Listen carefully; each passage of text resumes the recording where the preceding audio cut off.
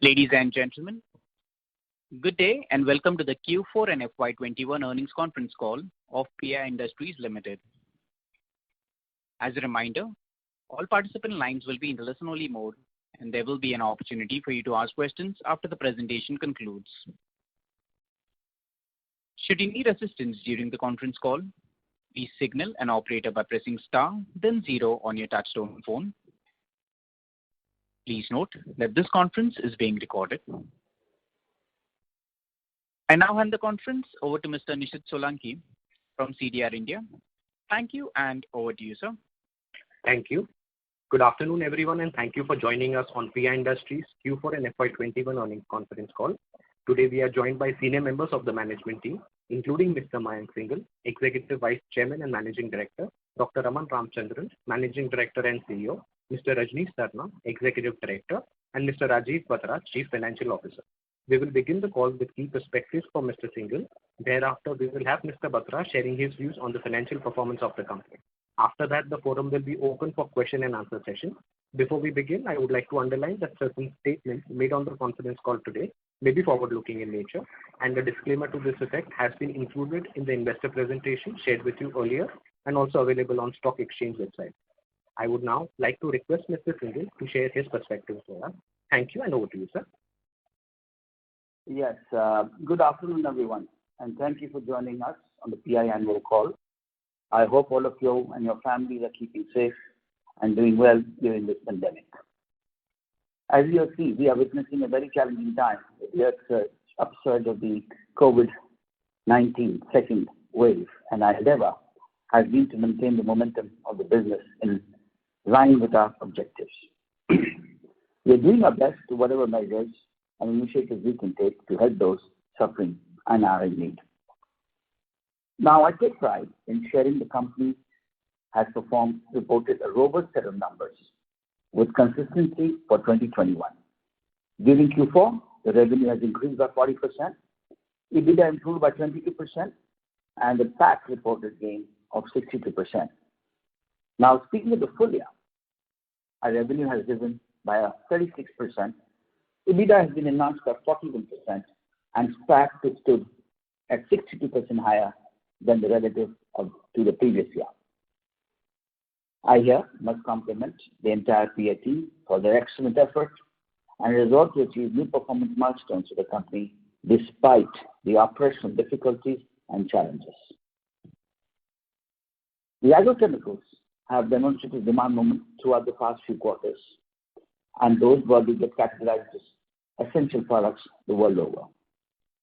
The broader specialty chemical industry has also reported attractive trends as large markets like China and the US restore scale up of economies, activities across numerous end-user industries, and chiefly automobile and construction.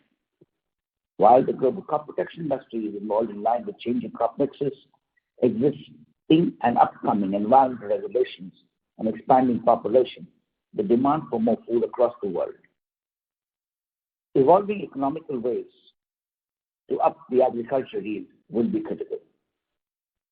With the help of advanced research and next-gen technologies, the global agchem industry is gearing up for the challenge. Here, PI stands apart with its commitment to put IP first.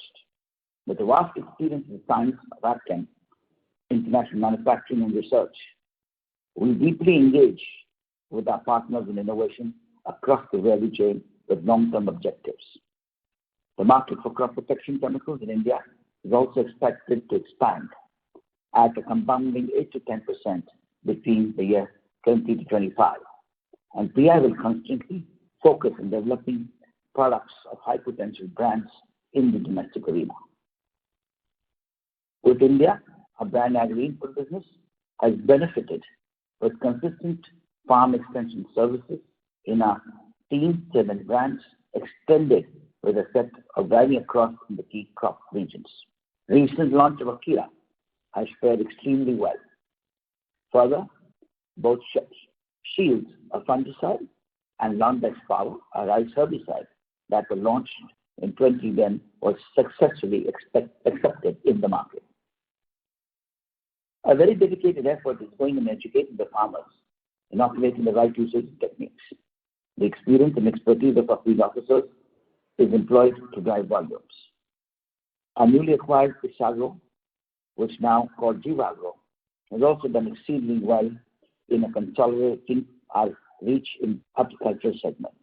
With a 25% growth, it contributes well in our overall growth in the domestic market. On the export front, the past year has seen an accelerated development in the pipeline of molecules by us. Having announced a year-on-year rate of commercialization of new molecules, we are devoted to maintaining that momentum. In 21, we have commenced 5 new molecules in CSM exports, another 5 to 6 at various stages of development which will be commercialized in the coming year. We see higher level of inquiries and orders, giving us a position to report healthy trajectory of performance in line with our present and planned capacities. The combined benefits of the two entities in November 21 will become apparent during the course of the year. We expect another entity to be added in the coming year, thus announcing our capacities. Additional augmenting capacity utilization as the Isagro acquired facilities will allow us to pursue higher numbers of commercialization. At the same time, our run rate of shipments from the existing molecules is growing. The growth visibility remains robust. Also, we are very conscious about the ongoing COVID-19 challenges and potential risks, hence a little cautious. The domestic side, the target of rice production for this curry has been slightly higher at 104.3 million metric tons relative to the previous year. Cotton and soya are expected to see increase in acreage and farmer benefiting from higher price over last year. We look forward looking at a very attractive launch of schedules in the new slate of brands in the upcoming season. We have a target of introducing 5 new products this year, strengthening rice, cotton, and horticulture portfolio. In keeping our leadership in the exclusive advanced solutions, many products will open new vistas for productivities and higher yields. The integration and management of the specialty horticulture portfolio to Jivagro is underway, and subsequent seasons will see the effect of distinct strategies. Efforts are also in place to integrate digital technology and augmenting sales efforts and managing customers. PI continues to see excellent in-house technology development efforts with dedicated teams to propagate new technologies, process chemistries, and we are gearing up to build new platforms for growth. Given the forecast of normal monsoon resilience in the agri economy, one can expect present and healthy trends to continue in the coming quarter. Timetable for commercialization of new molecules is attractive, as well as we should help the situation in sustaining a performance momentum. On our plans for diversification through inorganic approaches, while the pace of progress surely has got impacted over the last couple of months with the COVID-19 second wave surge, but we are progressing and are in advanced stages of evaluating of select pharma assets. I would now like to conclude, and you hear from our CFO, Mr. Rajiv Batra. He will share the perspectives on the financial metrics and progress made. Thank you once again. Over to you, Rajiv. Thank you. Thank you, Mayank.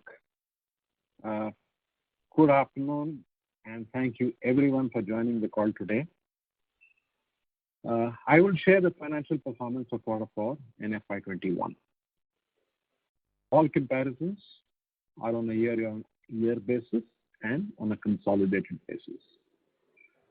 For Q4, we reported encouraging performance with, like Mayank said, revenue growth of 40% at 1197 crores, driven by 47% gains in our CSM exports at rupees 1,006 crores, which has been led by healthy volume increments in our key molecules. This was supported by a 11% expansion in our domestic business to rupees 191 crores, which is very much in line with our business plans. Isagro demonstrated robust revenue growth of 51% in this quarter. Moving to profitability, EBITDA improved by 22% to rupees 227 crores, which is in line with the higher revenue run rate, and margins stood at 19%. Moderation in EBITDA was on account of lower gross margins, primarily due to two factors. One is a changed product mix in the quarter, as well as reduction in the MEIS benefits, which is the export benefits, which the policy now changed. Profit after tax came in at 180 crores, higher by 62%, benefiting from operationalization of the new SEZ and reduced effective tax rates. Let me also cover the annual performance for FY21. Blended revenues enhanced by 36%, supported by 35% gains in CSM exports and 39% improvement in the domestic business. EBITDA grew 41%, translating to margins of 22%, higher by 90 bps, PAT higher by 62% at rupees 738 crores. Based on healthy operating performance within the year, our balance sheet has further strengthened. We've witnessed significant improvement in free cash flows to the tune of 303 crores. Gross cash flows are in excess of 900 crores, and better working capital management clearly played a major role in this. Net worth almost doubled over the last year due to higher operating profits and the funds which we raised via the QIP. Inventory levels increased in line with our expected growth trends, as well as some proactive safety stocks that we planned to ensure business continuity amid the COVID scenario. Total capex entailed in FY21 was 459 crores. Order book position continues to stay strong at $1.5 billion, with high visibility growth for the next couple of years. Premised on stellar performance during this fiscal, the Board of Directors recommended a final dividend of 200%, which is rupees 2 per share. This, in addition to the interim dividend of rupees 3 that was already declared in FY21, makes a total dividend of rupees 5 per share. This concludes my opening remarks.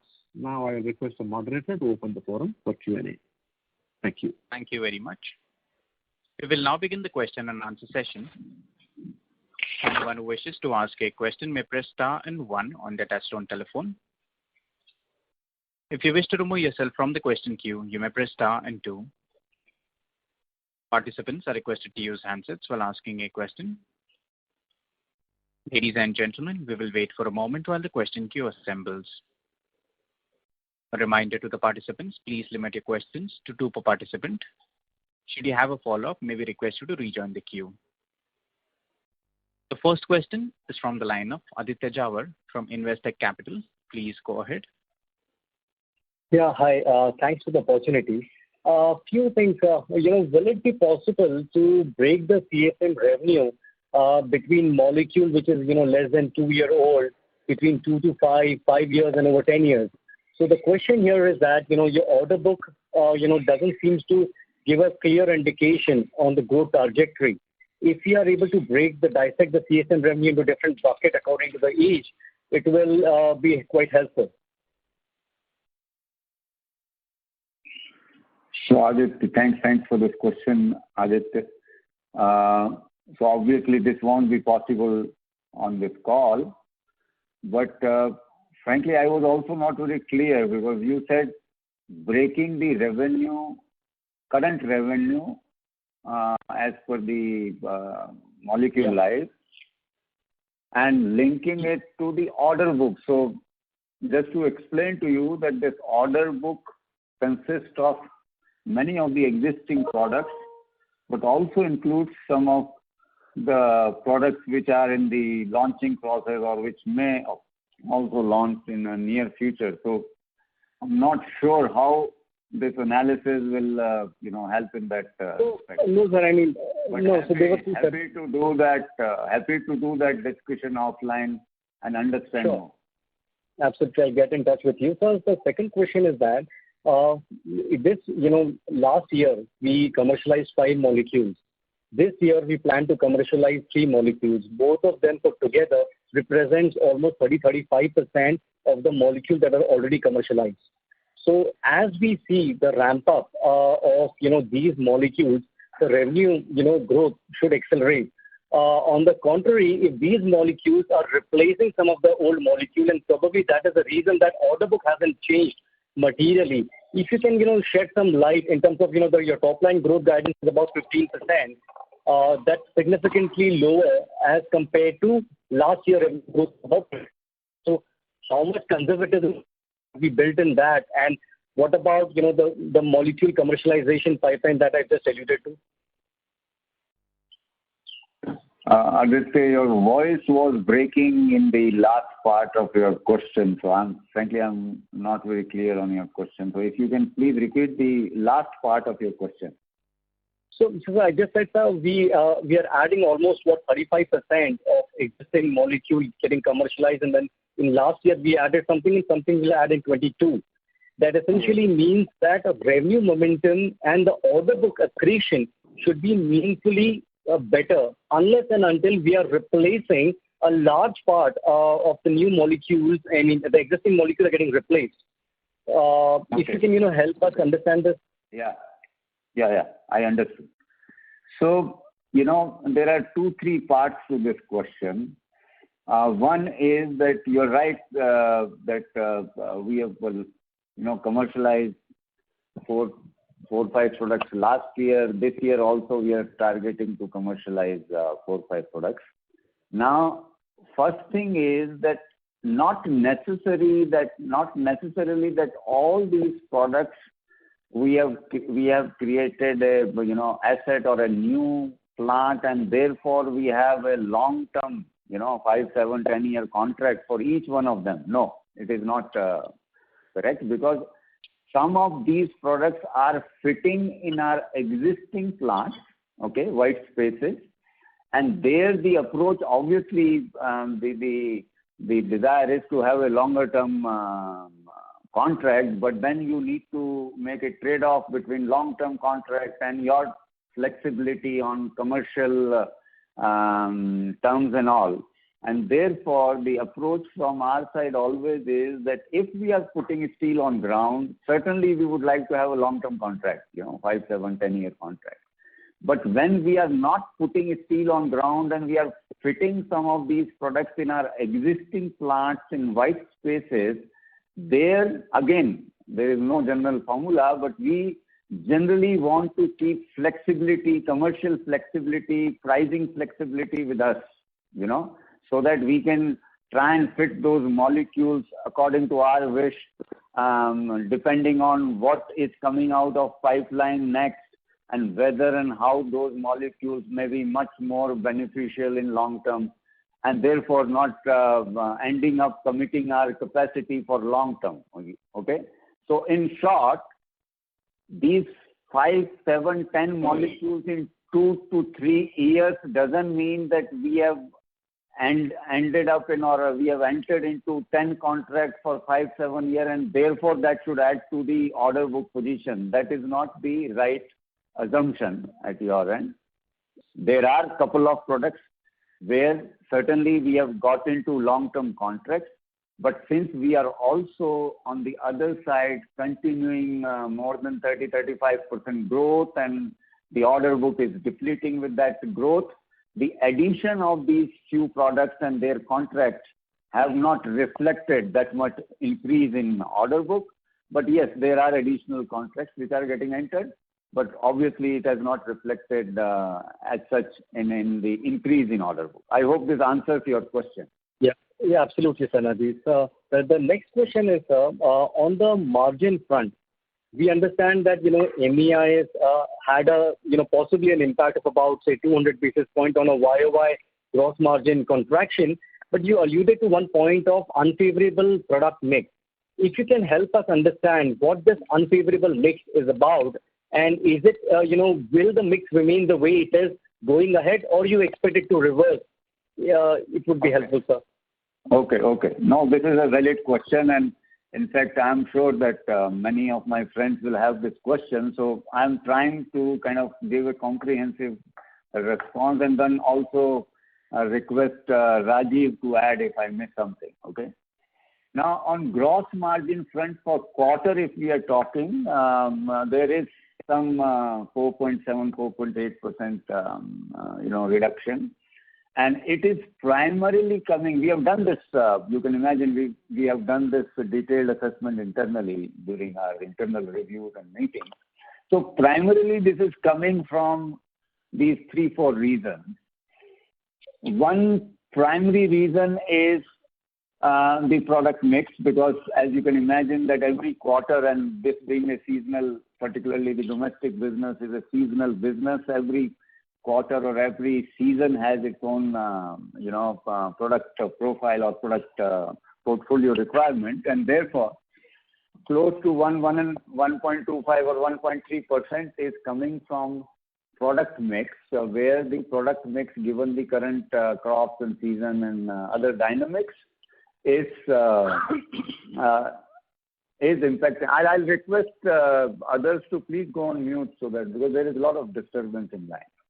So 1.25, 1.3% is coming from there, change in product mix.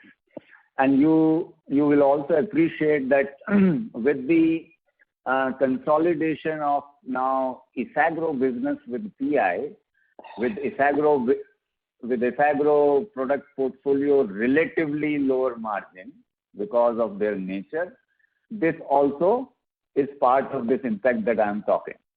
The second impact has come from MEIS, which has been explained, and yes, the MEIS in our industry is close to 2%, but there was a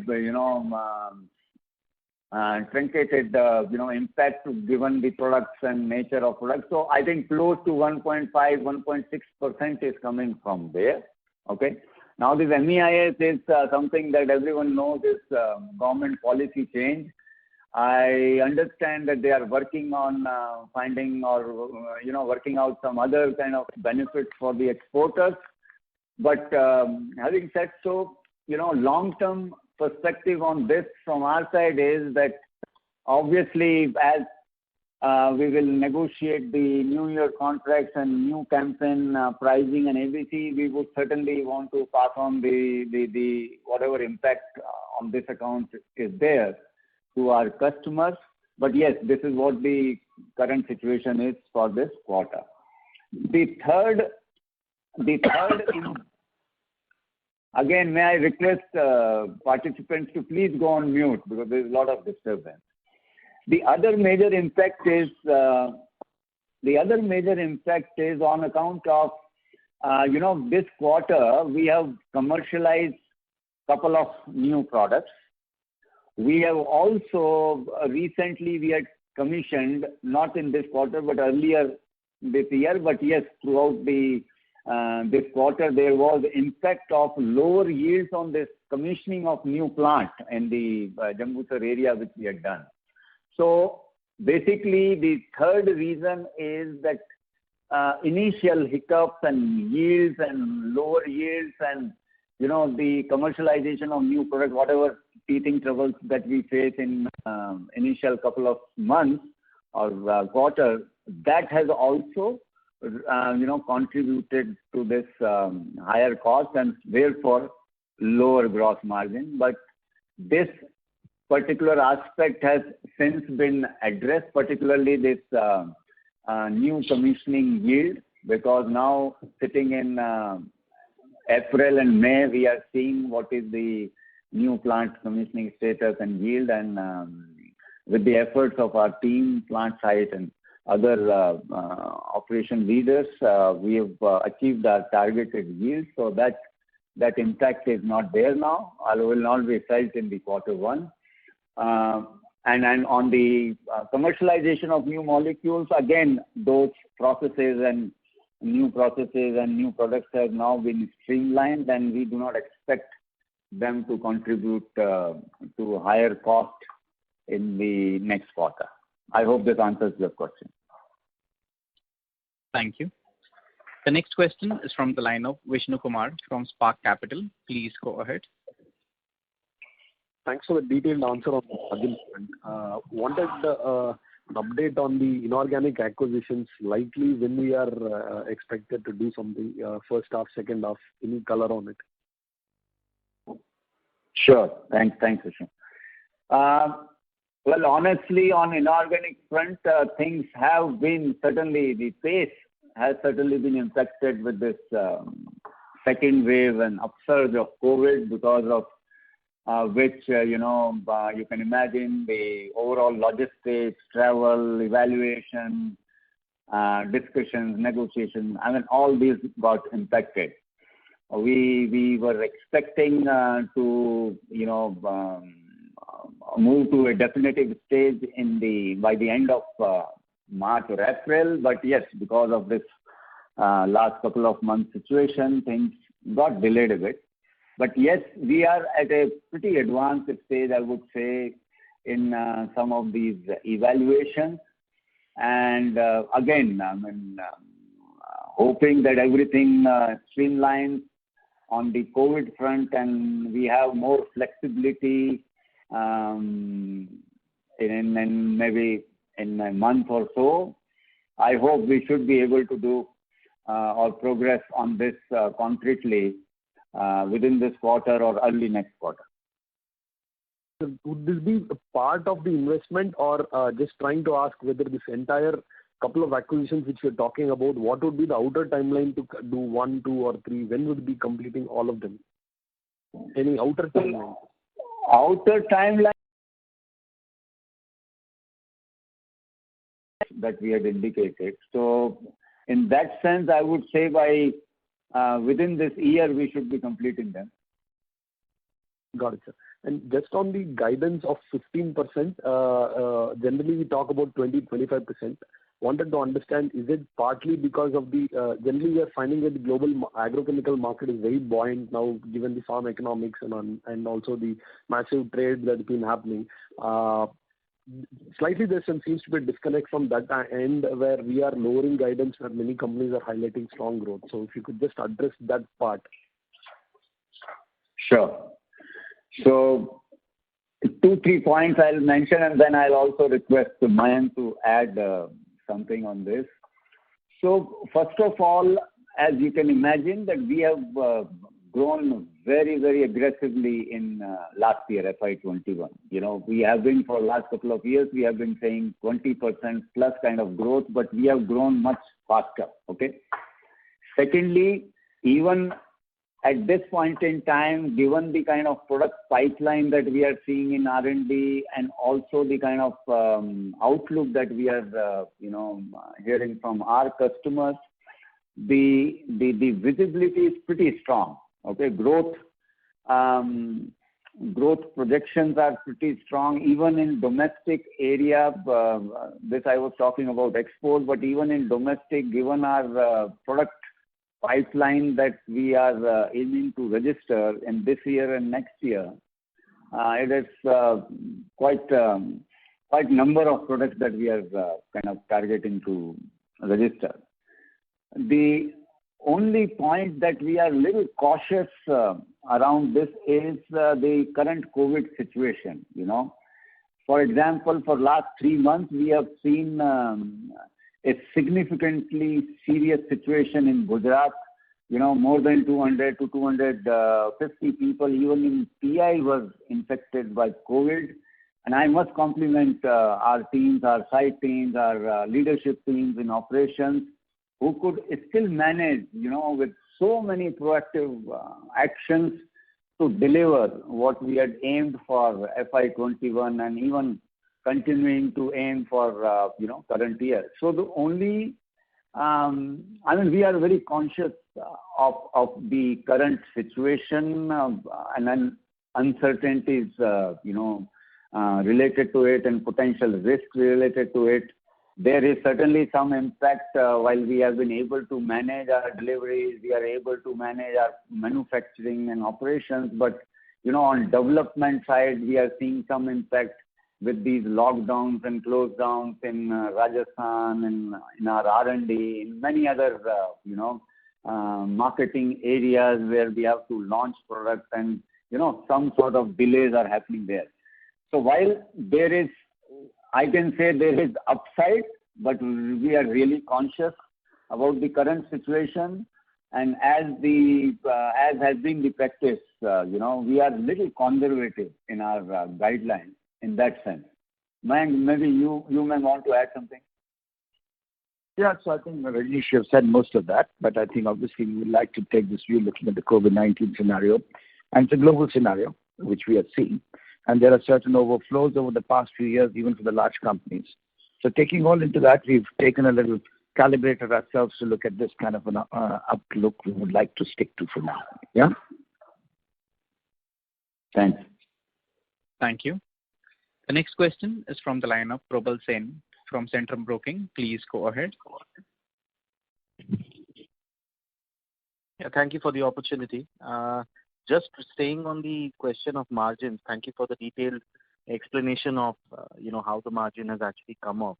But just wanted one idea in terms of, you said that obviously you've recovered the kind of problems that were related to the low yields, related to the new product and the new capacities. But barring the removal of MEIS incentives, is it fair to say that the rest of the impact would get alleviated over the rest of, over the next couple of quarters, and we will get back to something like, what we've achieved before? Again, taking out the 150, 160 basis point impact of the export incentives. The rest of it, can it come back over the next 6 months, in your opinion? Yeah, you're absolutely right. You're absolutely right. And we have always guided to kind of maintain and manage that kind of, margin profile. Even in MEIS, as I was trying to explain, that while on one side we are hopeful of, given the, ambitious targets that this country has for growing exports, that the Commerce Ministry will come up with some alternatives of benefits to the exporters.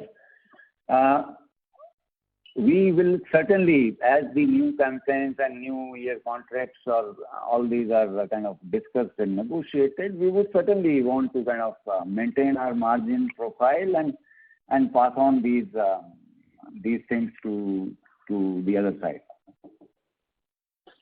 So going forward, sir, assuming, of course, as of now, if there is a alternative scheme announced and some sort of alleviation happens on the government side, but barring that, if I look at FY21 as a whole and then look at FY22, we should be working with maybe 120, 130 basis point lower EBITDA margin, just as a benchmark. Is that a fair way to look at it right now? Well, my sense is that we would still want to, guide for the similar kind of EBITDA margins that we have achieved in this year. But I would request Rajiv to give a perspective on this. Rajiv? Yes, Rajnish, I think very much you stated it absolutely. The attempt will be between the new scheme that the government announces, which I believe is only 2 weeks away, and the fact that we would like to pass on and to the extent possible even the differential back to our customers. The mix issue again, there'll be some ups and downs, but the point is that so far we've been on a path and we should be towards our guided margins. And the new plant startup which we talked about, we've already made the investment and therefore the efficiencies have now been achieved, so I don't see a concern there. So basically what we just stated is what I would reaffirm, that we would plan to come back to a margin at some point in the year.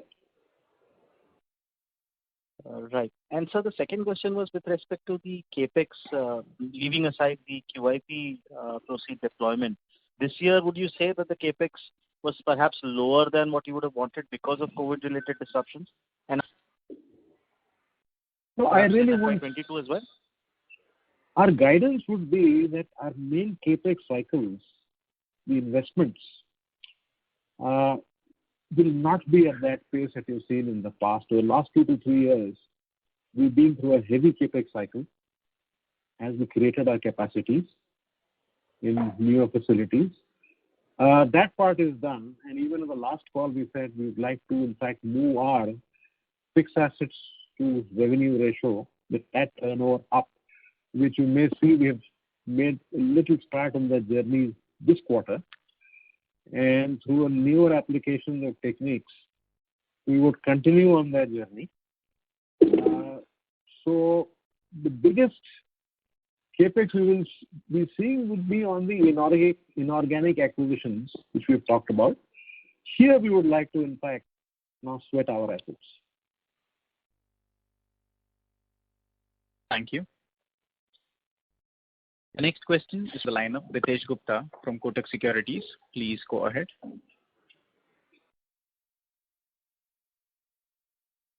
Mr. Gupta, your line is in talk mode. Kindly go ahead with your question, please. Hi, am I audible? Yes, sir, you are. Yeah. So just one question on the pharma side. You've been talking about an acquisition, but could you just highlight a bit on the organic effort that has gone that side, and what do you really intend to do with the acquisition? I mean, is it like a full-blown acquisition where already there would be clients, etc., and it will just be like a plug and play, and you will kind of add to it? So it would just lay upon what are you on the pharma side, what are you intending to do, given that you already identified the target? B, I think on the non-pharma side as well, if you could just update us on the progress. And I mean, I think a few quarters back you had highlighted that you would like to have 20% of the revenues coming in from pharma in the next 3 years or so, if I remember correctly. So just want to speak an update on that. Do you think it's still possible? Well, I'm afraid you'll have to repeat your question because your voice is not very clear. There is a lot of buzz around and, it's not clear. So maybe if you try, if you were talking from headphone, please try. Yes. Yes, this is now sharp and better. Yes. Yeah. No, so I just wanted to check on the non-agro piece, revenue growth initiatives that you're taking. Yes. So I think 2-3 quarters back, or when you did your QIP, you had said that I think you're looking at 20% sort of revenues to come from non-agro business from pharma in the next 3 years. So A, is that guidance still intact? B, I think when you've identified the target and you're probably closer to the closure, I just want to check what kind of strategy you will have with this kind of acquisition in terms of what will it be like more like plug and play, or would it be complementary to your existing organic efforts? And third, on the non-agro and non-pharma side, any progress there? I could see some talk about fermentation technology, etc., also over the annual report and all. So could you just talk about some of the other initiatives there? Sure. So on pharma side, yes, you're absolutely right. We are, as part of our long-term strategy, we are looking at, something which can help us, speed up this scale up of pharma vertical that we are wanting to, build.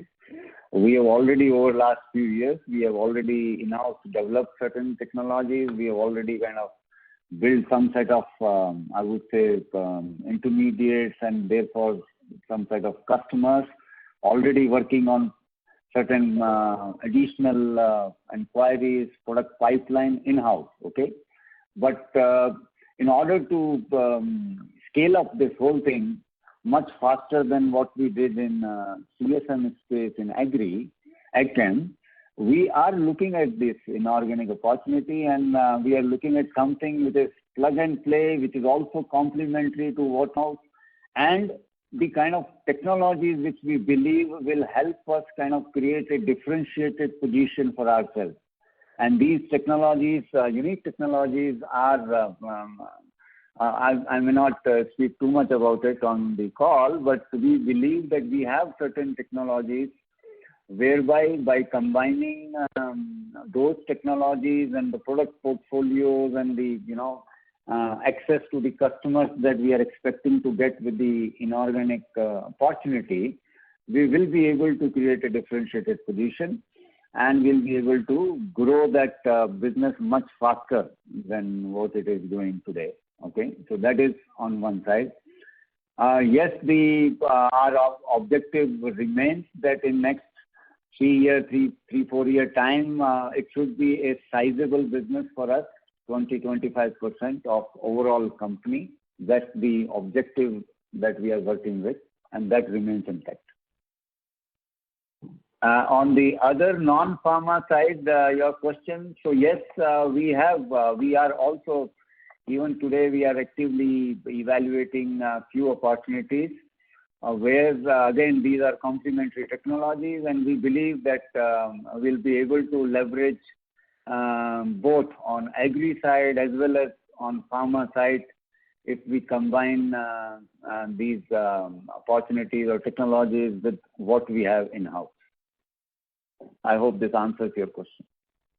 Yes, I mean, just for clarification there, I mean, when you talk about technologies and like it's been there on the community health over the last 1 or 2 years, I mean, how long it may be in terms of monetizing it? Because once you have the technology, you will have to go to the clients, give them the proof of concept and get it, let's say, get orders on the back of it and then start producing. So this is where the inorganic option helps you, see?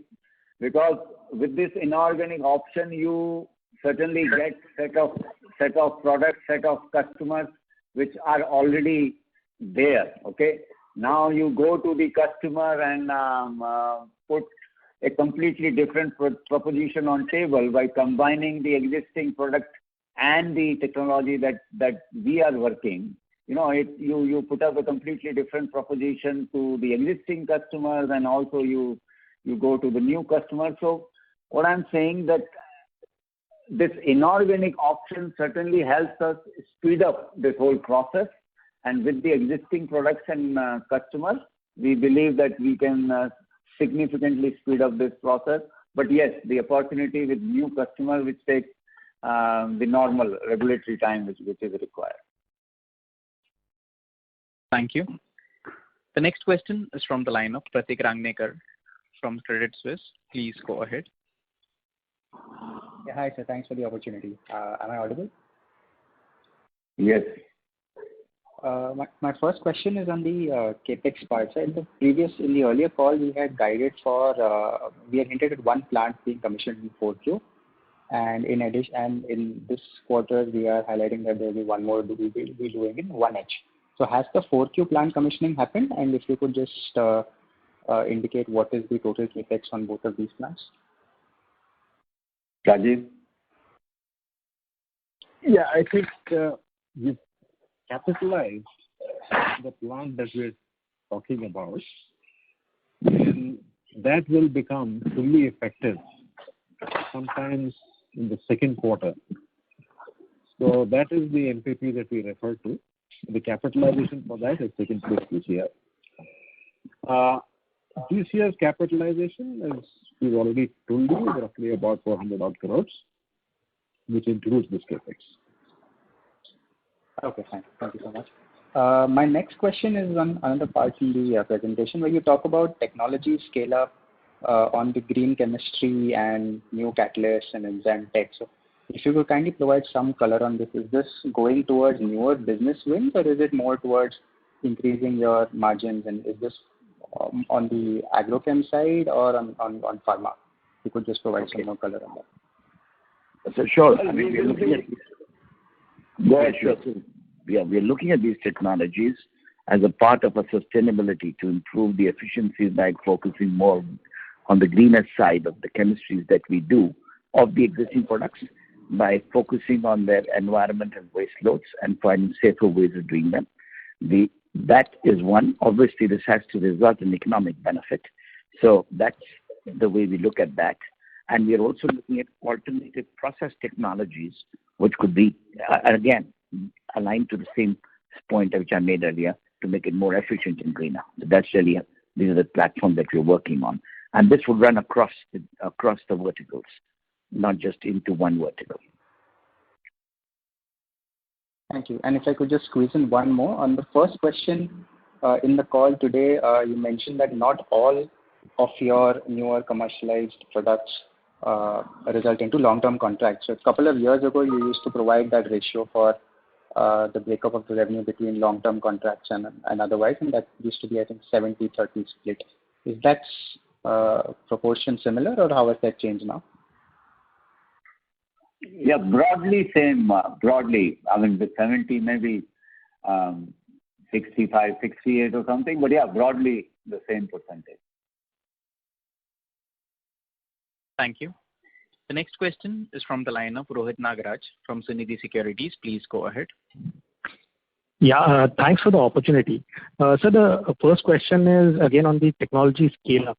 So just you mentioned in terms of the sustainability initiative, are we looking at these technologies just for internal consumption or captive consumption, or these can be scalable and commercialized over a period of time? Thank you. I frankly didn't get the question. What you mean, internal consumption or scalable and commercialized over time? I'm not question. So something like novel catalyst or green chemistry, these are relatively newer technologies as far as our business is concerned. So is it like we'll be using these technologies to enhance our own productivity, efficiency, and are these applicable across the product segments or categories that we are working in? So that's what I meant by in terms of scalable or probably getting a benefit. Yeah, sure. So, I mean, each technology has its own different capabilities. Some could go across verticals, some would stay within the product range. So, obviously, the idea is creating those capabilities to create more business opportunity, not just commercialize technologies. Yeah. So, commercialize internally to scale up. Fair enough. So the second question is in terms of customer profile. So if we look back maybe 5 years ago, and we might have probably 15 plus minus kind of molecules. What were the number of customers? And when currently we have maybe 26, 27 number of molecules, what is the number of customers? And is it changed in terms of newer customer addition? Probably some of the customers taking a back seat. No, but the beauty that PI has been able to enjoy the credibility that till today, since the beginning of the business, we've not lost a single customer. We've only added on to the customer base and it's expanded over year on year. So I'm sure we have plus 30 plus customers today in the commercial phase. Beyond the AgChem space, we are also working with other new customers. Yeah? Thank you. The next question is from the line of Deepak Chitroda from Phillip Capital. Please go ahead. Thank you. Thank you for the opportunity. So my first question is again on the inorganic growth opportunities which we discussed. So I just wanted to get some more clarity. Are we, sir, looking for, as we are saying about the pharma asset, are we looking for, large asset on the domestic side of India or maybe internationally also? And are we also planning to take additional, debt in order to finance the, with assets?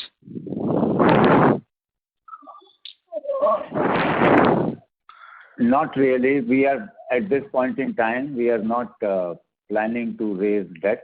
Okay, so that is one part of your question.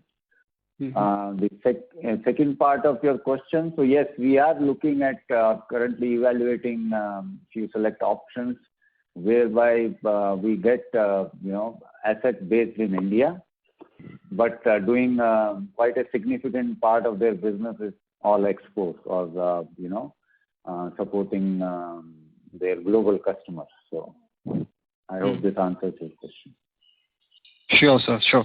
And my second question regarding the outlook for FY22, as if we talk about on the domestic side, we are planning to launch almost about 5 molecules.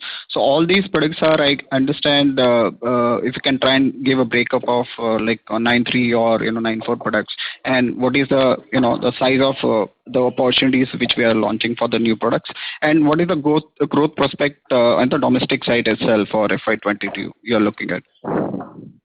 Raman, maybe you can take this. Yeah. Thank you, Rajnish. Yeah, thanks for that question. I hope you can hear me. So we are in this season going to launch, or planning to launch 5.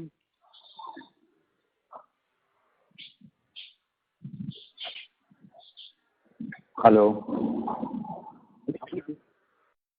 Raman, Raman, your voice is breaking, Raman.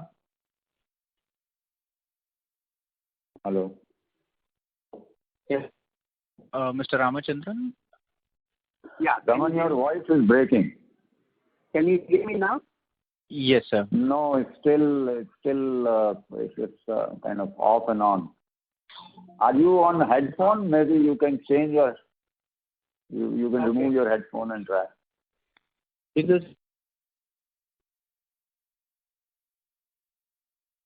No, sir, we still cannot hear you. May we request you to move to a better reception area, please? Can you hear me now? Yes, it is much better. Yes. Okay. So I was saying that we are launching 5 new products. 3 of them are insecticides. One of them is a new molecule, 9(3) molecule. The 2 others are mixtures, one for cotton and the other for rice. And we expect 2 of these to come in towards the Q3, Q4 time frame. In addition, we also have 2 fungicides that will be launched. And one fungicide, which we have already got the registration, is probably one of the newest in its class. It's a biofungicide, which really fits with the requirements of farmers like grape growers and export markets. So that's the portfolio that we have. And in terms of what is the growth opportunity, I cannot of course put a number to it. And as you have heard, the crop segments and the category that we are launching are high growth segments. What I can tell you is that in the domestic business, we are always targeting about 30 to 40% of our sales coming from products that have been launched in the last 3 to 4 years. Yeah. So we expect these products to be a very significant growth driver over the next 2 to 3 years. Thank you. The next question is from the line of Madhav Marda from Fidelity Investment. Please go ahead. Hi, good afternoon. Thank you so much for your time. I just had one question. I think during the QIP, one of the sort of targets with the QIP funding was we wanted to acquire assets outside of India to diversify or sort of provide a hedge against like geography risk, if my words sort of right. Is that something that still remains on the table, to acquire like a CRAMS asset outside India to sort of hedge geography risk? You're absolutely right. This was also one of the longer term strategic intent that we have. But unfortunately, given this COVID situation and the logistical restrictions and challenges that we have faced over last more than a year now, this is certainly not a priority for us. And right now we are focusing on the objective of diversification into pharma, and for that purpose we are currently focusing on evaluation of those opportunities in India. But at an appropriate time, certainly we will once again take up that objective and focus on that. Understood. And the pharma acquisitions that we are targeting, just wanted to check once again, will it be one asset which will that will take up most or all of the M&A, or would it be diversified across maybe 2 or 3 sort of targets? Yeah, so we are looking at at this point in time, idea is to look at a reasonable size asset so that which can meet our overall objective of product portfolio, customer portfolio, which also has potential to scale up and kind of fit in our scheme of things, PI scheme of things, and plans that we have from our organic side for pharma. Okay, so the objective is to look for and finalize with one such option. But apart from this, we are also looking at some other interesting technological opportunities, whereby, as I was explaining earlier to the other participant, whereby we can combine them with these technologies that we have and leverage them both on AgChem side as well as on pharma side. So yes, in total there may be more than one opportunities that we will look for. But yes, on pharma side, the idea would be to look at one opportunity which can meet our objective. The next question is from the line of Rohan Gupta from Edelweiss. Please go ahead. Yeah, hi sir, good evening. Sir, just extension on the previous question and answer. So, sir, should we read this in a current scenario on the pandemic? Are we going to have and look the opportunity like some time gap arrangement where we are looking at smaller assets in India while our initial target was to find some assets? Rohan, your voice is breaking here. I'm not able to hear you clearly. Sir, hope it will be better now. Sir, I was asking that. Not clear. Mr. Rohan, if you can just repeat your question maybe a bit slowly as your voice is breaking up a bit, sir. Sir, hope it's better now. Sir, Sir, can you hear me now? Yes, sir. Please proceed. Okay. Sir, I was asking in the extension of the last question only. So, now this acquisition which we are looking in India, should we consider it as a time gap arrangement to fulfill our requirement for near-term growth, while our earlier ambition was to find some global good assets in pharma? Is it so? And if that, then are we looking at smaller size of this capex or acquisition opportunities in pharma? If you can just elaborate a little bit more on that. Rohan, if I may ask. Yeah, go ahead, Sanish. Yeah. So certainly not. In fact, we strongly believe that the opportunity in pharma, in fact, as we have also explained in earlier calls, that we want to kind of take this sweet spot, which is there in the domestic intermediate and API manufacturing, because most of these products are currently being imported in India. And we want to kind of basically get into this space. And with the technologies that I was explaining to the earlier participant, we want to create a differentiated position for ourselves, or differentiated next position for ourselves. So that's the objective.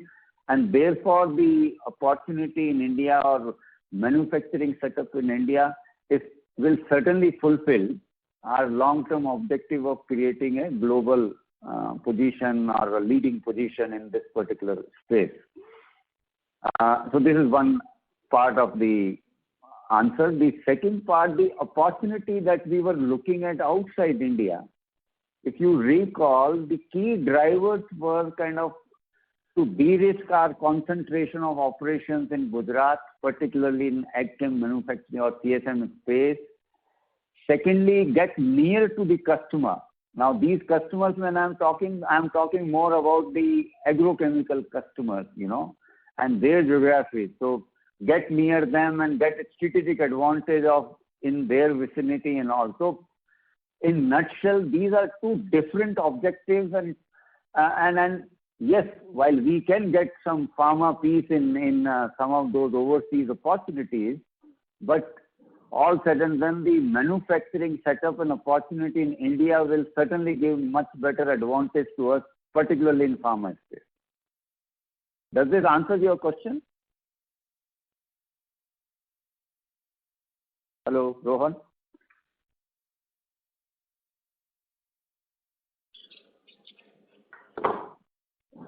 Valuations have gone up for all the pharma companies.